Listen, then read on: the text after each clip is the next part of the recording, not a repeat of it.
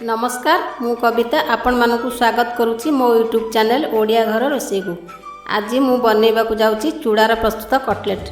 यह बहुत क्रिस्पी होता है आ मध्य बहुत कम खर्च रे प्रस्तुत हो जाए। तो चलतु देखिबा दर्शक बंधु किपरि प्रस्तुत है यही चूड़ा कटलेट टी। किंतु ता पूर्वरु मु आपण मानक पाखरे गोटे छोटिया अनुरोध रखुची, जदि आपण माने मो चैनल को सब्सक्राइब करिनांती ताहाले एबे ही सब्सक्राइब करि दियंतु आउ पाखरे थिबा बेल आइकन को दबाई दियंतु, काहेकि ना मु जेतेबेले नुवा वीडियो अपलोड करिवि तार नोटिफिकेशन आपण माने संगे संगे पाई जिवे। तो चलतु वीडियो आरंभ करिबा।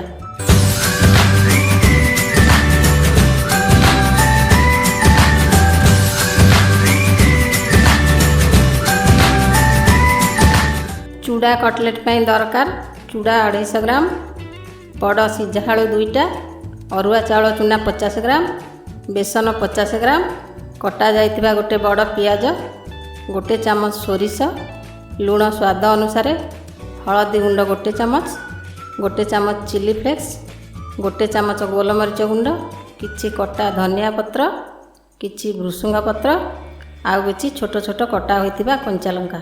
आपण माने चाहिले एथिरे हेंगु पकेई परिबे। आउ किछि छाणिबा पई रिफाइन तेल। प्रथमे चूड़ा को भिजेई 2 रु 3 मिनिट पर्यंत रखि दियंतु। आउ तापरे गोटे बाउल रे चूड़ा को भलो भाबरे चिपुडी रखंतु।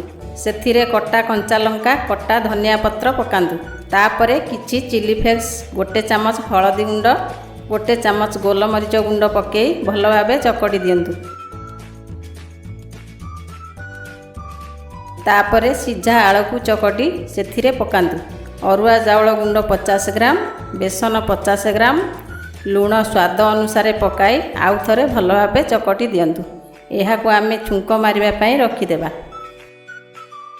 एबे गैस ऑन करी पैन बसाइबा। पैन गरम हो गले किछि तेल देबा। तेल गरम हो गले गोटे चामच सोरिष पकेइबा, किछि भृसुंग पत्र पकाइबा और किछि कटा पियाज पकेई अल्प समय भाजिबा।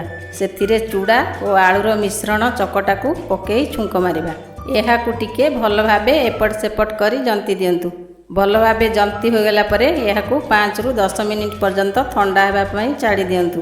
ठंडा हे गला परे एहा को गोल गोल करी कटलेट साइज रो शेप दे दियंतु। मने रखिबे एहा जेमिति भांगी न जाए।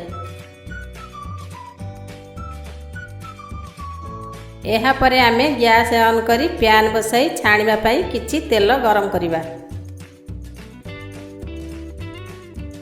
तेल गरम हो गले सेथिरे आमे गढ़ा जाइतिबा कटलेट को पकाई छाणिबा।